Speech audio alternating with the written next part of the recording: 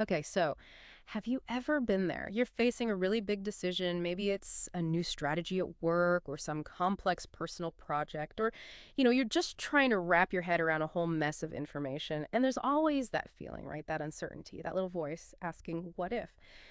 Well, welcome to the deep dive. This is where we take those hefty documents, those complex ideas, and really boil them down into actionable insights.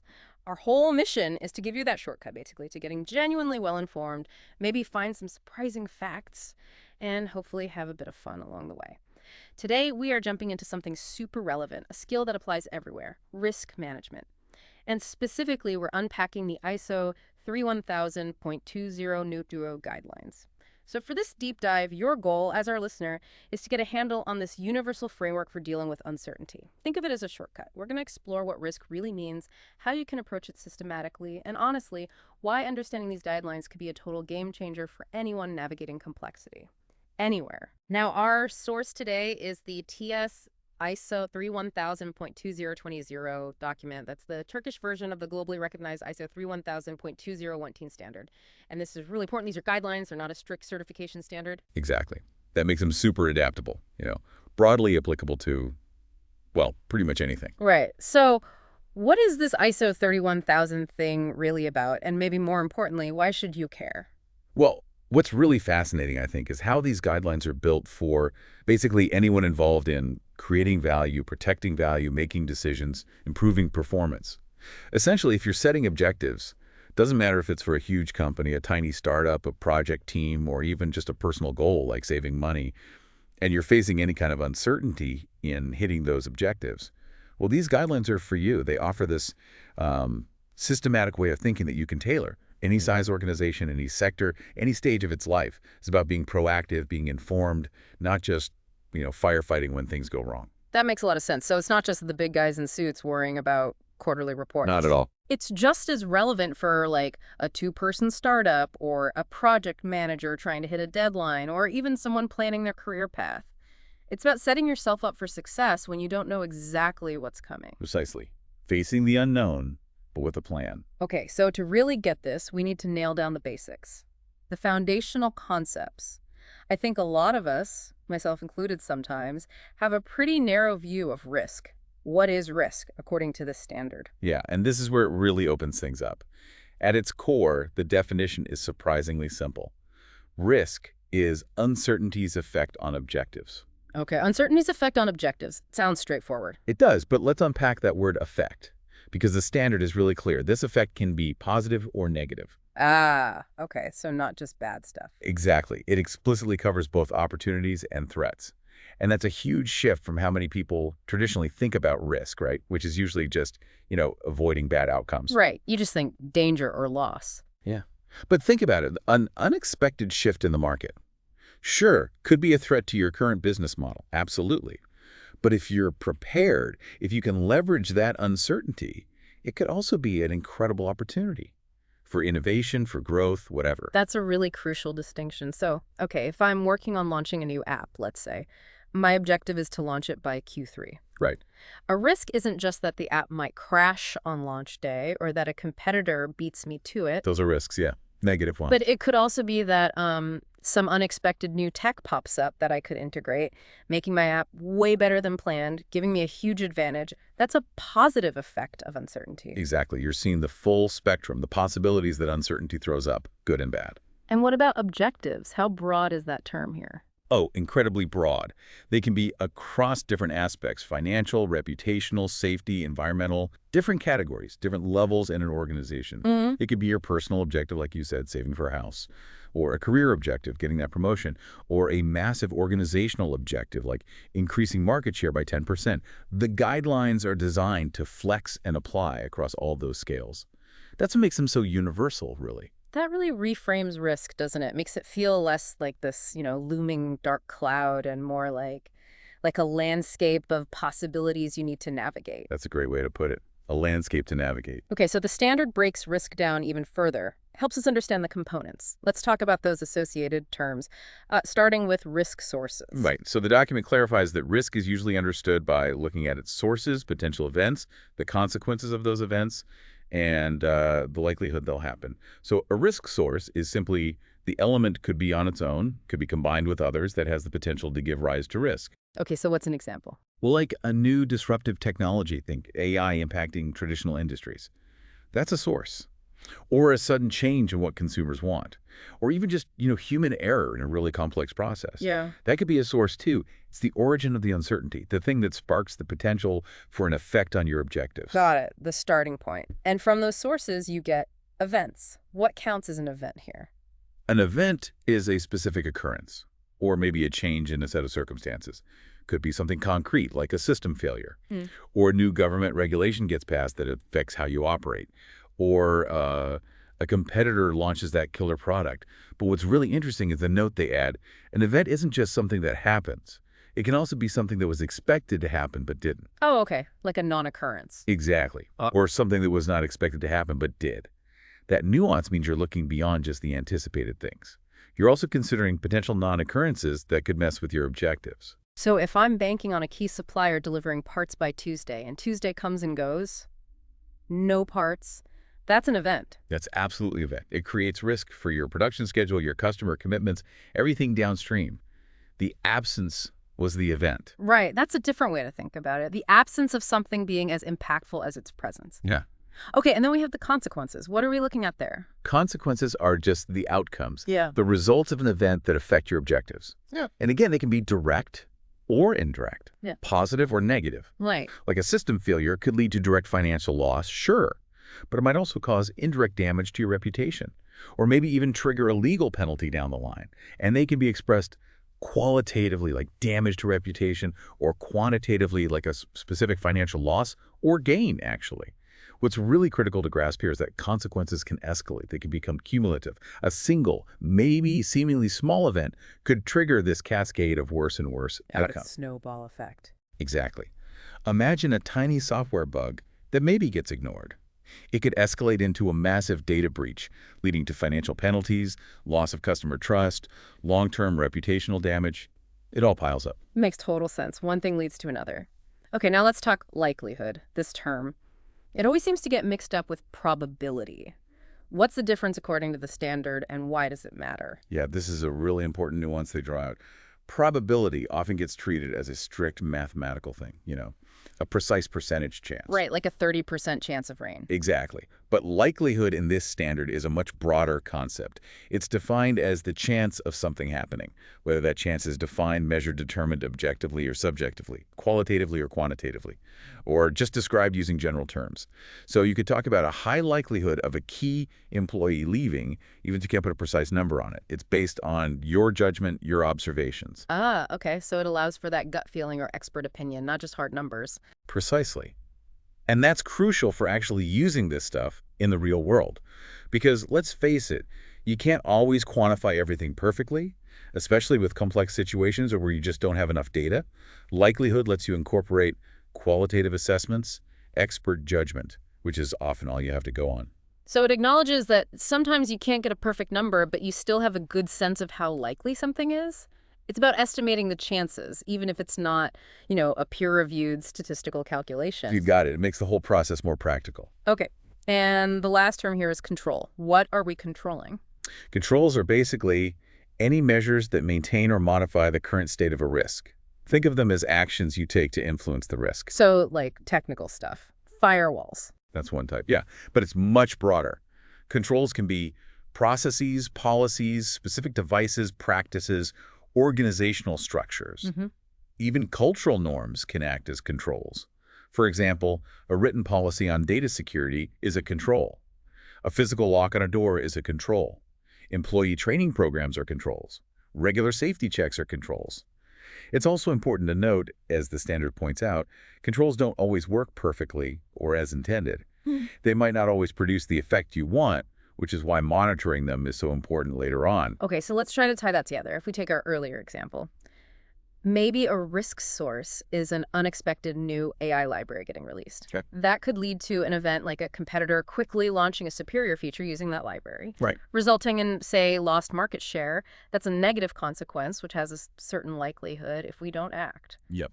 So we might implement a control like setting up urgent training for our own development team on that new library. Perfect example. That really connects all the dots. Okay, cool. So With all these terms defined, how does the standard actually define risk management itself? What's the big picture definition?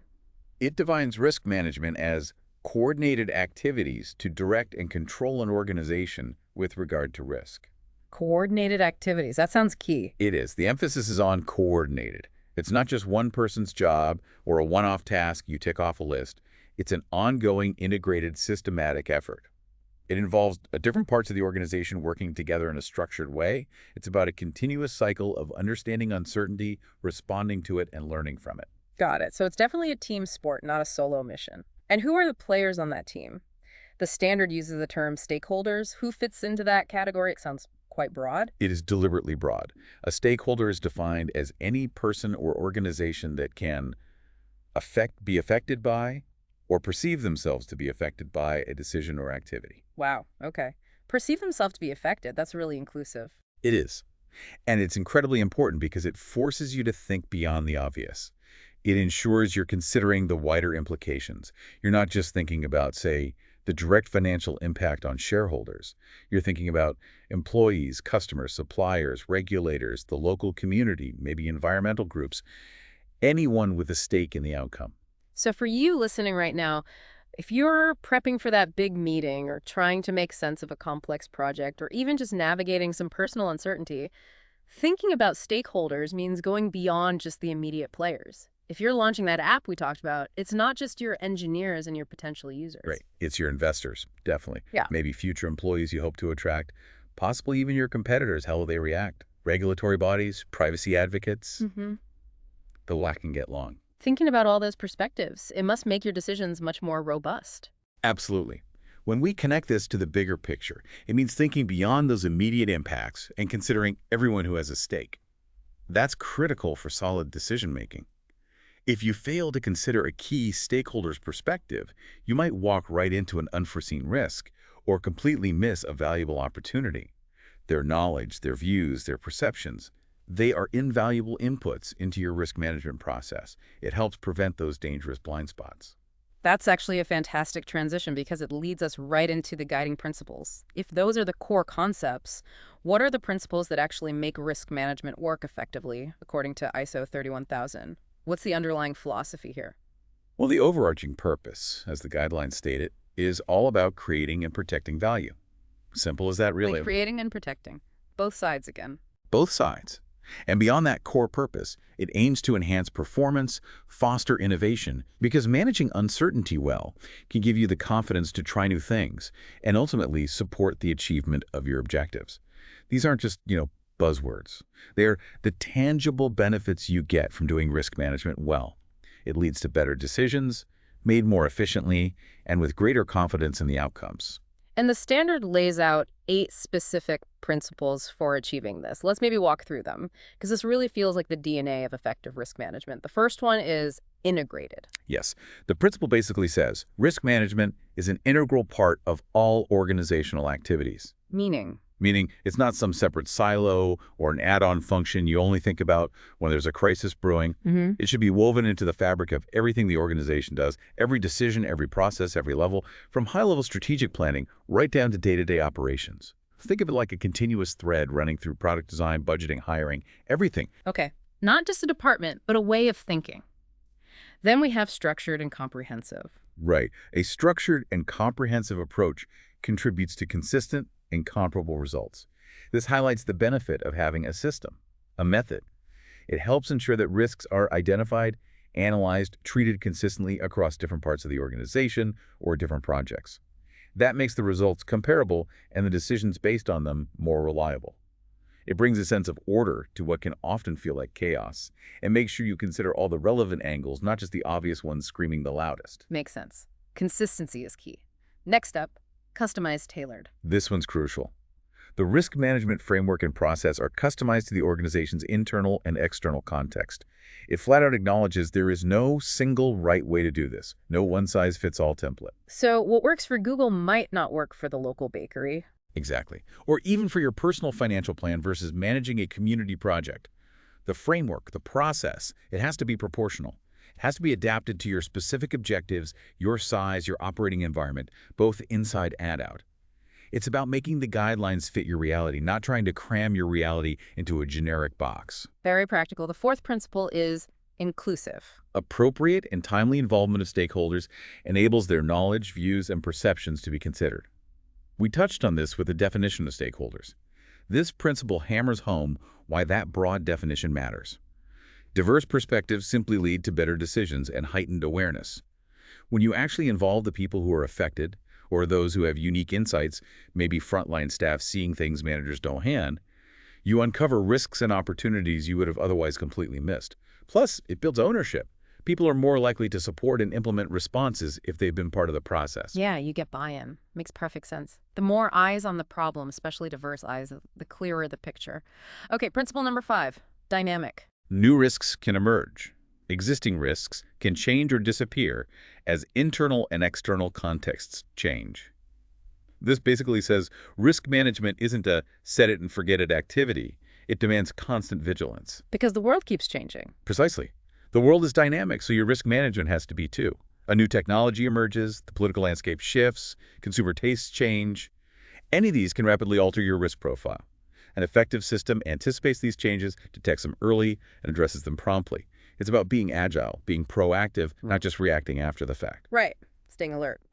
Then, best available information. This one states, inputs to risk management are based on historical and current information, as well as future expectations. So you use everything you can get your hands on, past data, current market intelligence, future forecasts, expert opinions, the works. However, it also explicitly acknowledges the limitations. You have to be realistic about the uncertainties inherent in that information. Data might be incomplete, forecasts might be wrong.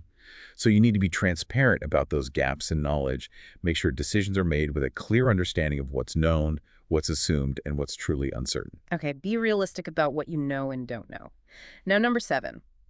This is where, as you said earlier, it gets really interesting. Human and cultural factors. This isn't just about spreadsheets and processes, is it? Not at all. And honestly, this is often the make or break factor, yet it's the one sometimes given the least attention. The principle says, human behavior and culture significantly influence all aspects and stages of risk management. Think about it. Imagine an organization where junior employees are terrified to report a potential problem because the culture shoots the messenger. Or a place where move fast and break things is the mantra, maybe overshadowing safety concerns. Or where ethical corners get cut to meet short-term targets. You can have the most brilliant, technically sound risk strategy on paper, but if the unwritten rules of the office, the actual culture, or individual biases undermine it, it's useless.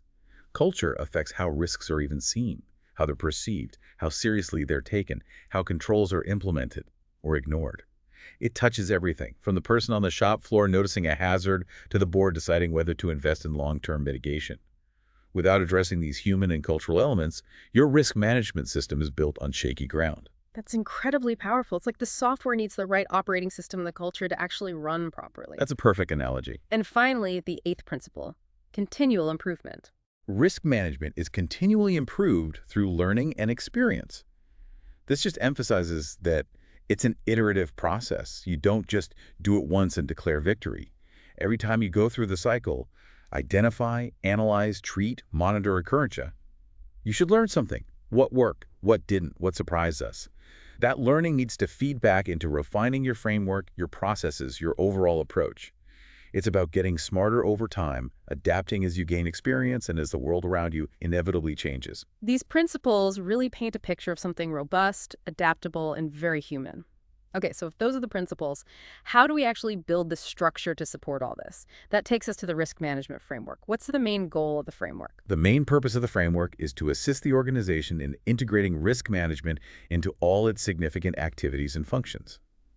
Its effectiveness really hinges on how well it's integrated, especially into decision-making. So, again, not a silo. Definitely not. It can't be isolated. And critically, it needs visible support from top management.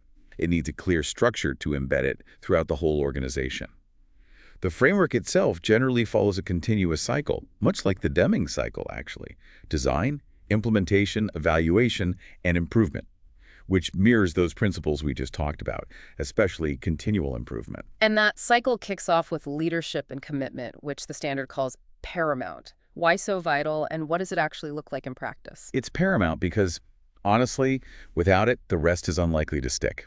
It's about top management and any oversight bodies, like a board of directors, actively leading the charge. They have to champion the integration of risk management across all activities. How do they do that? By doing things like formally adopting and endorsing the framework, issuing a clear policy or statement about risk management, making sure the necessary resources, time, money, people are allocated, and assigning clear responsibilities and accountabilities at every level. It's not just about delegating risk down the chain, it's about leading by example, setting the tone, and actively overseeing the process.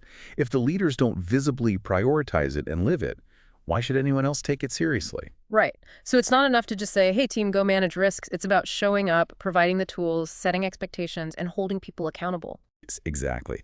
Strong leadership helps tailor risk management to the organization's specific culture. It ensures everyone understands their obligations. It guides the crucial discussion around risk appetite, basically, how much risk the organization is willing or needs to take to achieve its objectives.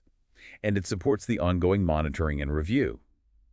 Oversight bodies have specific roles, too, like ensuring risks are properly considered when setting objectives in the first place, making sure they understand the key risks the organization faces, verifying that the management system is actually effective, and ensuring that critical risk information flows appropriately up, down, and across the organization. It really raises that fundamental question. Without that clear leadership and active oversight, how can an organization truly manage its risks effectively? Yeah, it seems like the answer is it probably can't. Not properly, anyway. The best framework in the world could just end up as shelfware. Precisely. It risks becoming just another compliance exercise, a binder on a shelf, if it lacks that genuine top-down commitment and active involvement. Okay, that leadership piece ties directly into the next point, integration. Integration really is the core idea. Risk is managed in every part of the organization. Everyone has some responsibility for it. It's not a separate function handled by a risk department off in a corner somewhere. It's just part of how business is done. And it has to be dynamic, continuously adapting to the organization's needs and culture. It shouldn't feel like some rigid process imposed from outside. Risk management becomes embedded in the organization's purpose, its governance, its leadership style, its strategy, its objectives, its day-to-day operations. It should inform the very fabric of how decisions get made, from the boardroom down to the front line. So if the framework is the overall blueprint, then design is where you start drawing up the specific plans for your particular building tailored to your site. And that starts with something fundamental, understanding the organization and its context. This sounds like a pretty deep dive in itself. It really is. You can't design an effective framework in a vacuum. You absolutely have to start with a thorough understanding of both the organization's external and internal environments. Okay, let's break that down. External context. What kind of things are we talking about? Think broadly here. What's happening outside the organization that could influence its objectives? This includes social trends, cultural shifts, the political climate, legal and regulatory changes. Huge ones there. Financial market conditions, technological disruptions, the overall economy, environmental concerns. So like a new environmental law could totally change how a factory operates. Absolutely. Or a shift in public opinion about data privacy could pose a massive reputational risk for a tech company. You also need to consider key trends affecting your sector, your relationships with external stakeholders like suppliers or regulators, their perceptions, any contractual commitments you have, the complexities of your networks and supply chains. For you, listen, if you run a small local business, maybe a new competitor opening up down the street is a key external factor.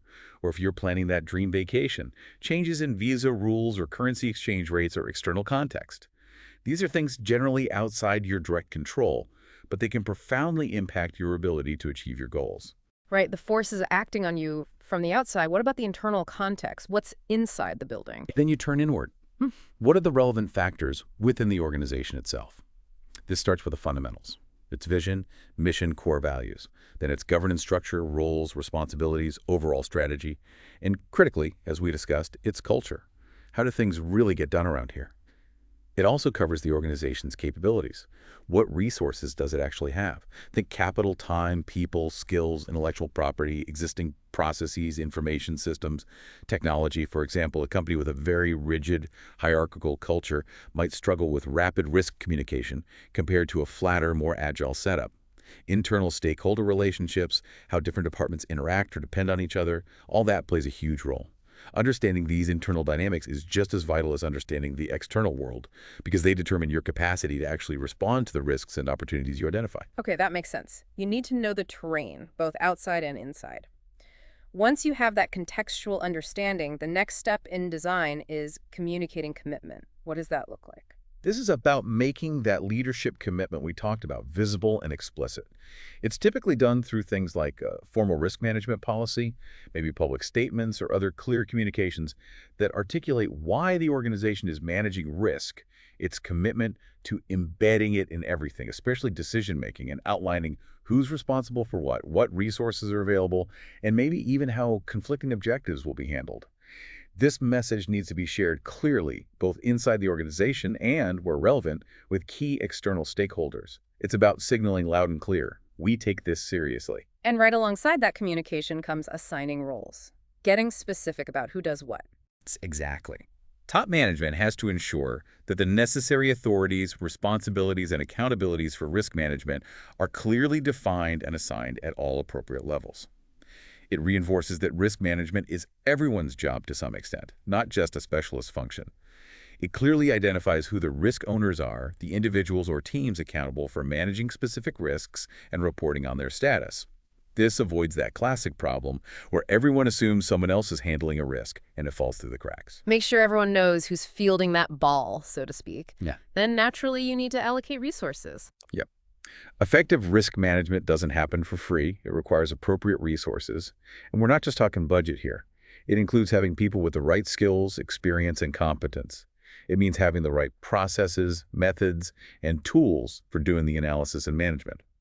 It might require documented procedures, robust information and knowledge management systems to capture and share learning, and ongoing training and professional development for staff involved. The organization has to be realistic about its capabilities and the limitations of its existing resources when designing the framework. An under-resourced risk management effort is pretty much doomed from the start. You get what you pay for, essentially. Okay, and the final part of the design phase is establishing communication and consultation approach. We keep coming back to communication. Because it's fundamental. This step is about setting up a clear planned strategy for how you'll share information. That's the communication part, and how you'll gather feedback and input. That's the consultation part with all relevant stakeholders.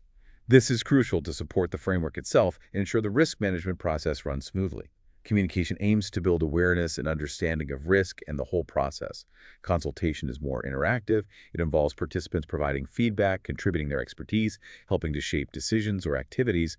It needs to be a continuous two-way flow, ensuring information is timely, accurate, factual, understandable, while always respecting confidentiality and privacy needs.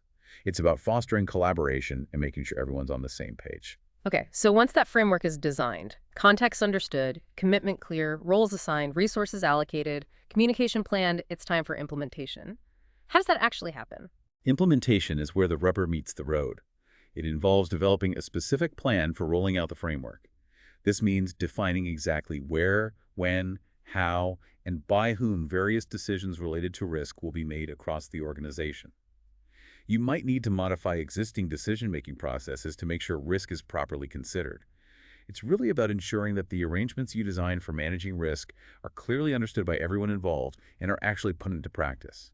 Successful implementation relies heavily on active stakeholder involvement and awareness. People need to understand why this is being done and what their role is. The goal is to get to a point where the organization can explicitly address uncertainty in its decision-making and can also account for new uncertainties as they pop up. When it's designed and implemented well, the framework ensures that those risk management processes become a normal, integrated part of all organizational activities, especially core decision-making. It's about bringing that blueprint you designed to life. It's not just about having a great plan on paper, but making sure it actually lives and breathes within the organization's daily rhythm. Exactly, making it real. And after implementation, it doesn't stop there. We have evaluation and then improvement. Correct. This closes the loop.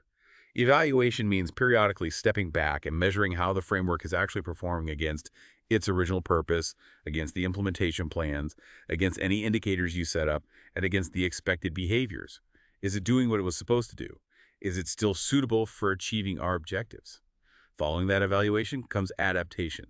This involves continually monitoring both the internal and external context for changes and adjusting the framework as needed to stay relevant and effective. It's about tweaking the system to enhance its value as circumstances evolve. And then continual improvement is about constantly looking for ways to enhance the framework's overall suitability, adequacy, and effectiveness. It's also about improving how well the risk management process itself is integrated into activities. This means actively identifying gaps or weaknesses, developing plans to address them, assigning responsibility for making those improvements, and implementing them. It's all about contributing to the ongoing development and maturity of risk management within the organization. It really does sound like a living, breathing system, doesn't it? Not just some static document that sits on a shelf collecting dust. Precisely. That's the whole idea. It has to learn and evolve, just like the organization itself has to learn and evolve to survive and thrive in a constantly changing world, a continuous feedback loop, always refining itself based on real-world experience and shifting context. It's never really finished. Okay, that makes perfect sense. So if the framework is the how you set up the whole system for risk management, then the process is the how you actually do it day to day, right? The action plan. Let's dive into the risk management process. Exactly. The process is the systematic application of all those policies, procedures, and practices you set up in the framework. It runs across a series of core activities: communication and consultation, again, establishing the scope, context, and criteria for a specific activity, then the big one, risk assessment, followed by risk treatment, and finally, looping back with monitoring, review, recording, and reporting. And while diagrams often show it as a neat linear sequence, figure 4 in the standard, for instance, in reality, it's highly iterative. It's a continuous loop, not a straight line. And it can be applied at any level: strategic, operational, program, project. And it's critical to remember, as we keep saying, those human and cultural factors we talked about. They influence every single step of this process. They're the underlying current affecting how effectively each stage is performed. Got it. Yeah, the real world is never as neat as the diagrams. Okay, let's start with communication and consultation within the process itself. This was also a principle and part of the framework design. How does it fit here at the start of the process? It's placed right at the beginning and runs throughout precisely because it underpins everything else. In the context of the process, its purpose is to assist the relevant stakeholders in understanding the specific risks being addressed, the basis on which decisions are being made about those risks, and why particular actions might be necessary. The distinction here is still important.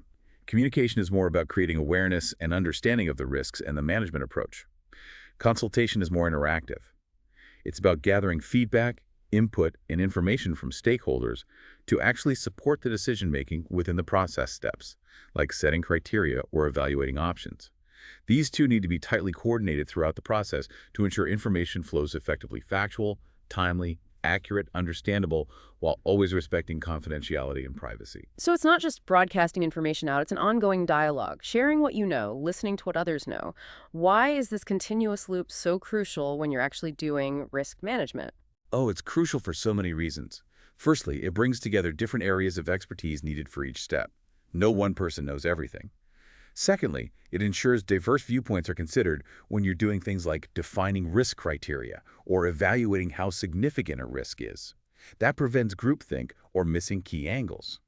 Thirdly, it provides decision makers and oversight bodies with the necessary information they need.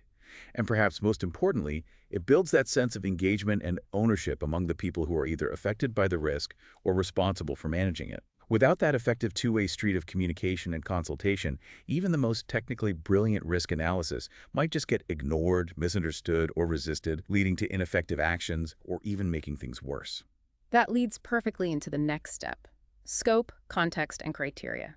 This sounds like where you really customize the process for the specific task at hand, making the assessment effective. How do you go about defining the scope? Defining the scope is all about drawing clear boundaries around the specific risk management activity you're undertaking right now.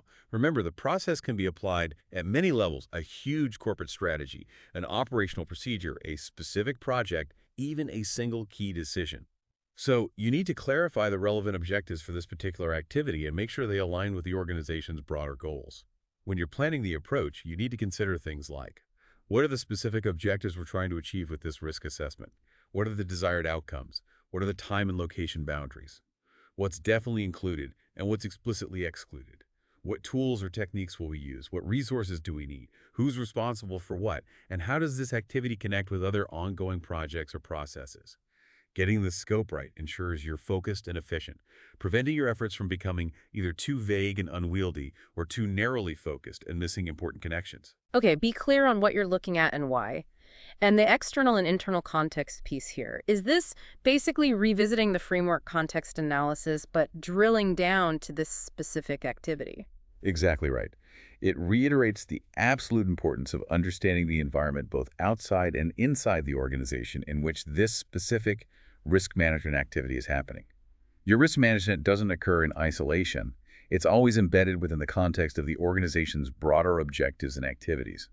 Sometimes organizational factors themselves can be risk sources, so the purpose and scope you just defined need to align with those overall objectives. You're essentially applying that same deep contextual understanding we talked about for the framework design, but now you're focusing its lens specifically on the particular activity, decision, or project you're managing risks for right now. It ensures your assessment is grounded in the current reality of that specific situation. Gotcha. And then defining risk criteria. This sounds like setting the ground rules, the yardstick against which you'll measure the risks you find. Precisely. And this is absolutely fundamental for making good decisions later on. The organization needs to specify upfront the types and amount of risk it's willing or able to take in relation to the objectives of this activity. You're essentially defining the criteria you will use to evaluate how significant a risk actually is. This includes deciding how you'll define and measure consequences. For example, financial impact scales, reputational damage levels, and how you'll define and measure likelihood, e.g. probability bands, frequency scales, qualitative descriptors like high, medium, low.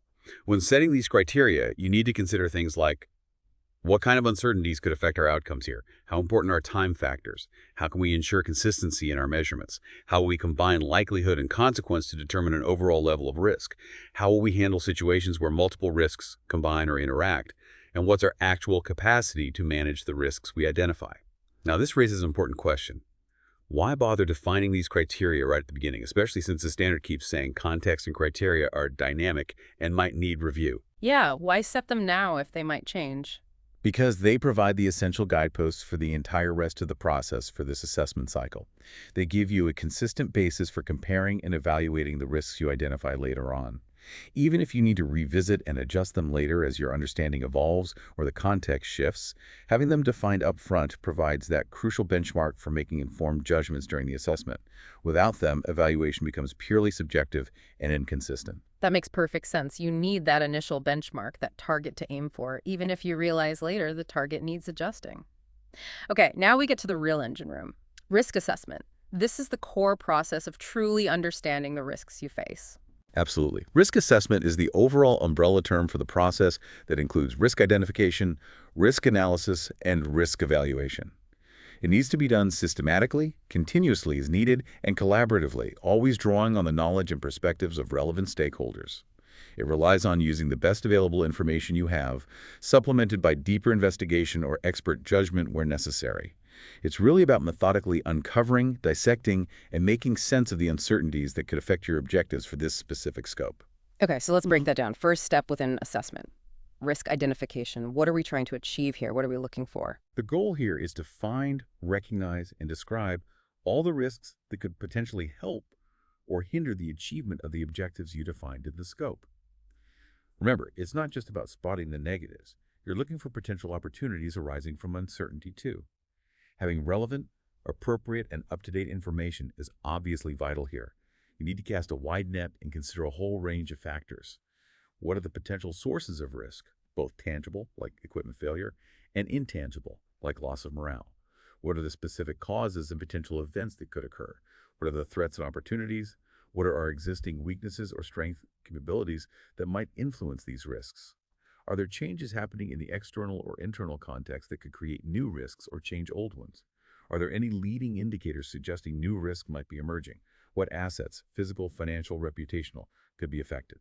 And what's their value? What are the potential consequences and how might they impact our objectives? What are the limitations of our current knowledge? How important are time factors? And crucially, what biases, assumptions, or beliefs might be influencing how we perceive or identify risks? So it really is like putting on a special pair of glasses, isn't it? Trying to see all the potential pitfalls and the potential upsides, even the ones that are way outside your direct control or maybe hidden in your own team's blind spots. You're basically scanning the entire horizon for anything that could push you off course or, alternatively, give you a boost towards your destination. That's a great way to visualize it. Yeah. And the organization needs to identify these risks, regardless of whether their source is something they can control or not. You can't just ignore external risks because you can't directly influence the source. It's also important to recognize that a single risk event can often lead to multiple different types of consequences, financial, operational, reputational, etc. So you need to think about those potential ripple effects during identification. Okay, so once you've identified a list of potential risks, you need to dig deeper with risk analysis.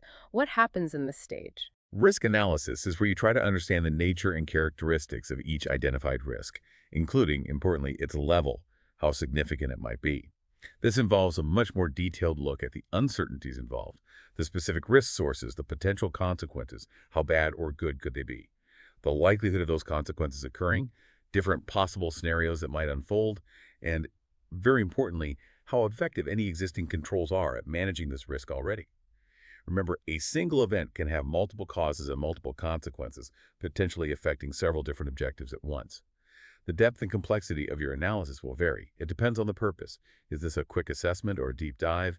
It depends on the availability and reliability of information. Do we have hard data or just expert guesses?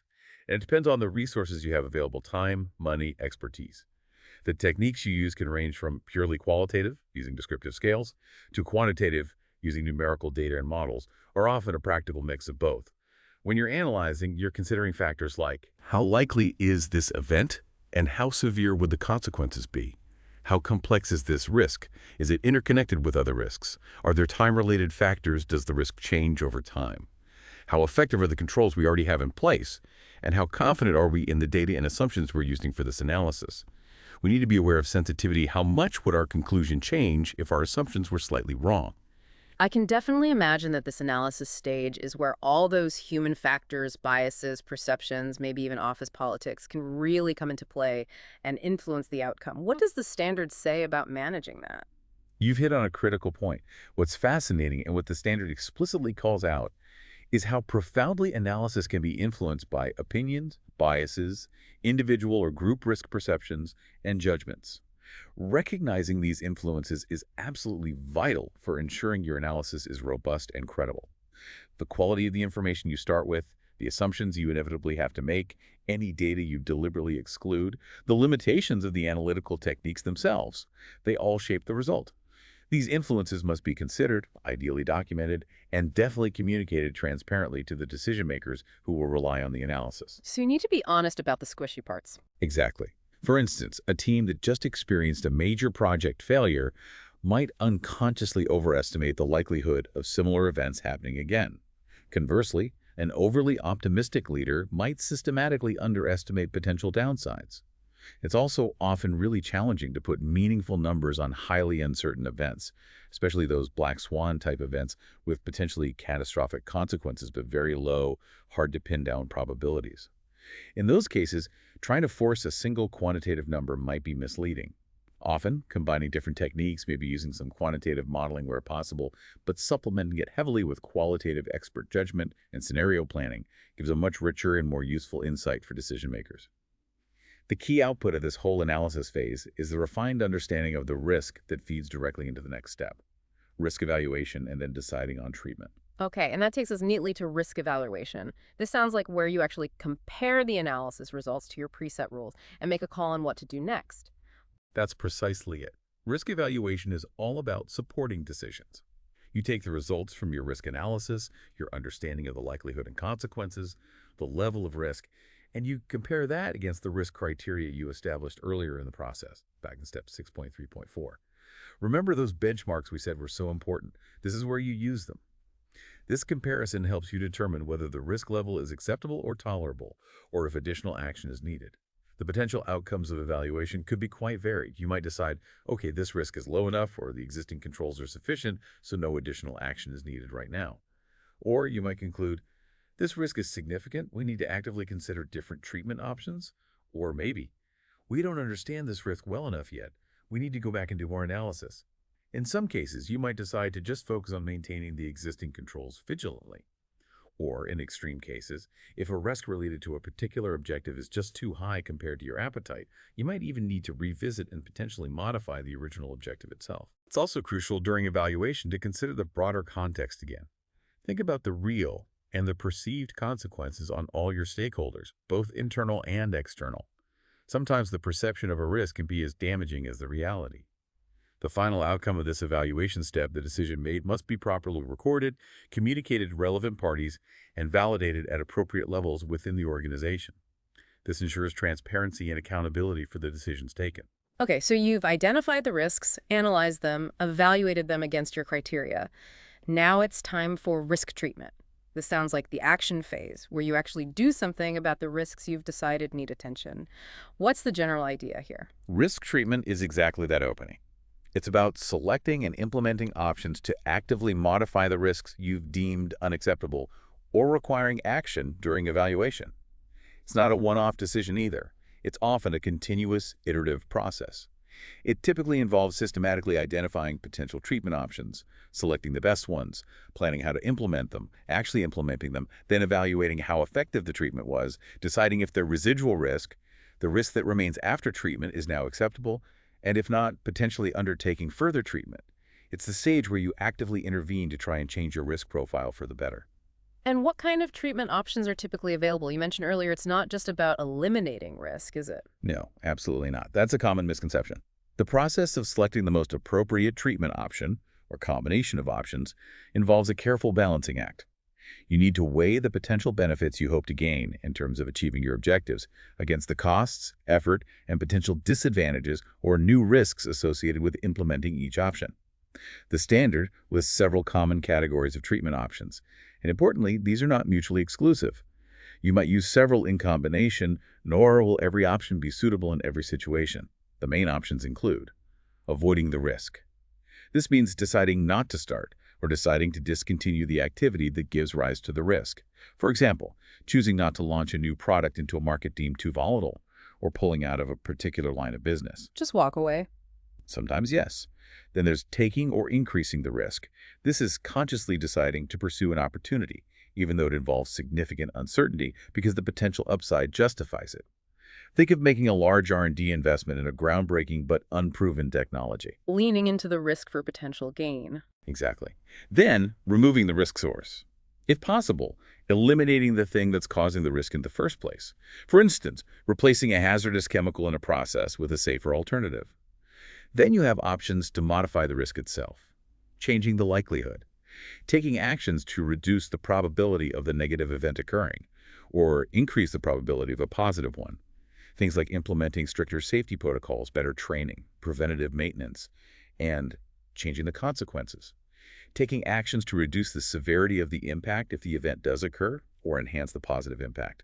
Examples include having robust emergency response plans, business continuity plans, or building in redundancies. Okay, so make it less likely or make it less painful if it happens. Right. Another key option is sharing the risk. This involves transferring or sharing a portion of the risk with another party. Common examples are buying insurance, outsourcing certain activities via contracts that include risk transfer clauses, or forming joint ventures or partnerships to spread investment risks. Spreading the load. Yep. And finally, there's consciously retaining the risk. This is making an informed decision to accept the risk, typically because the level of risk falls within the organization's risk appetite, or because the cost or effort of treating it outweighs the potential benefit. For example, accepting the minor risk of a brief power outage if the cost of a full backup generator system is prohibitive for the likely impact. So it really isn't just about getting rid of risk. Sometimes it's about actively embracing it for opportunity, or sharing it, or just deciding to live with it consciously. That's a huge mindset shift for a lot of people, I think. It absolutely is. It moves risk management away from being purely defensive and makes it a strategic enabler. Now, what's really critical when selecting these options is that the justification usually needs to go beyond just simple economics. You have to consider all your organizational obligations, legal, regulatory, ethical, any voluntary commitments you've made, and the views and perceptions of your stakeholders. The chosen treatment must align with your overall objectives, your defined risk criteria, and the resources you actually have available. You also need to think about how acceptable different options might be to different stakeholders, and how best to communicate and consult with them about the choices being made. Sometimes an option that looks great on paper might face significant resistance. And crucially, you have to acknowledge that even the best laid treatment plans might not work out exactly as expected. Treatments can fail. They can be less effective than anticipated. And sometimes they can even create entirely new, unintended consequences or risks that then need to be managed themselves. If you find that no suitable treatment option is available, or if the options you have aren't enough to bring the risk down to an acceptable level, that residual risk needs to be formally acknowledged, documented, and subjected to ongoing monitoring and review. Decision makers have to be fully aware of the nature and extent of any risks that remain after treatment. Wow, okay. Lots to consider there. It sounds like a really thorough, thoughtful approach. So, once you've selected your treatment options, how do you make sure they actually get put into action effectively? That's where planning and implementing treatment plans comes in, I guess. Precisely. Just deciding on a treatment isn't enough. You need a plan to make it happen. The purpose of these treatment plans is to specify exactly how the chosen options will be implemented. This ensures everyone involved understands what needs to be done, by whom, and by when, and it allows you to track progress. The plan should ideally outline the sequence of implementation, especially if multiple actions are needed. These plans shouldn't exist in isolation. They need to be integrated with the organization's overall management plans and day-to-day processes. And they should be developed in consultation with the stakeholders who will be involved in or affected by the implementation. Key information you typically find in a good treatment plan includes the justification for choosing this particular option and the expected benefits, who is responsible for overseeing and carrying out the actions, the specific actions proposed, the resources required, including people, budget, time, and any contingency planning, how you'll measure performance or effectiveness, any known constraints or dependencies, reporting requirements, and clear timelines for completion. It's basically the detailed roadmap for putting your risk treatment decisions into practice. Got it. The action plan for the action plan. So once those actions are underway or completed, you need to check if they're actually working, right? That brings us to monitoring and review. Correct. You can't just implement and walk away. The purpose of monitoring and review is twofold. Firstly, to assure the quality and effectiveness of the risk management framework and process design itself. And secondly, to assure the effectiveness of the implementation and the results, including the risk treatments. Are things working as intended? Are we achieving the desired outcomes? This shouldn't be an afterthought. It needs to be a planned and continuous activity, ideally happening at regular intervals, with clearly assigned responsibilities outlined as part of the overall risk management approach. Monitoring and review involves activities like actively planning what to monitor and how, systematically collecting and analyzing relevant information, for example, performance data, incident reports, feedback, recording the results of monitoring activities, and providing feedback to decision makers and those responsible for implementation. The outcomes from monitoring and review are crucial. They should feed directly back into the organization's performance management systems, measurement activities, and reporting cycles. It essentially closes the loop, allowing for learning, adaptation, and ensuring the whole system stays relevant, effective, and continues to improve in a changing environment. Okay, closing the loop, and the final step in the process, recording and reporting. This sounds like the essential documentation and communication piece, critical for transparency and accountability. It absolutely is. The entire risk management process, along with its outcomes and results, needs to be properly documented and reported through appropriate mechanisms within the organization. The aims here are really multifaceted. Good recording and reporting helps to communicate risk management activities and results effectively throughout the organization, provide essential information for decision-making at all levels, drive improvements in risk management activities themselves by capturing lessons learned, and support constructive interaction with all stakeholders, including those with specific governance responsibilities like top management and oversight bodies. When deciding what to document, how to store it, and who should have access, you need to consider things like, how will this documented information be used? How sensitive is it?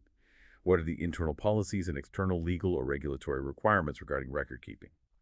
Reporting, specifically, is highlighted as an integral part of the organization's governance structure. Good reporting enhances the quality of dialogue with stakeholders and directly supports top management and oversight bodies in fulfilling their crucial responsibilities for managing risk effectively.